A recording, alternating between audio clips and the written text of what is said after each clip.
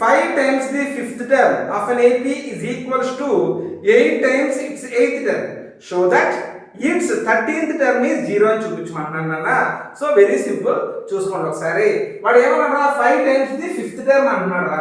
So ఏ 5 అన్న దీనికి ఏంటంట 5 times అంట ఈక్వల్ టు అది ఏమన్నారా 8 times టు 8th టర్మ్ అంటున్నారా.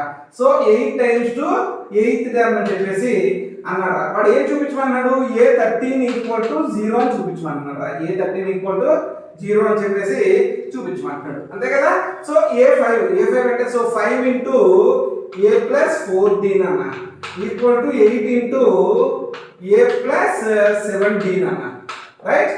So 5A plus 5 4 20D equal to 8A plus 56D అన్న, రైట్. సో నేను ఏం చేస్తానంటే ఈ 5Aని ఈ 20Dని అదే తీసుకెళ్ళిపోతాను రా. 8A minus 5A plus 56D minus 20D equal to 0 అన్న. సో 8A నుంచి 5A తీస్తే ఏంట్రా 3A ప్లస్ 56 లో నుంచి 20 తీస్తే ఏంట్రా 36D ఈక్వల్ టు ఏంట్రా 0 రా. సో 3 1s 3 12s అన్న. A plus 12D equal to 0 రా. అని A ప్లస్ 12D అంటే ఏంట్రా A13 కదా. A13 ఈక్వల్ టు 0 అన్న. సో నువ్వు చేస్తాం కదా, ఓకేనా.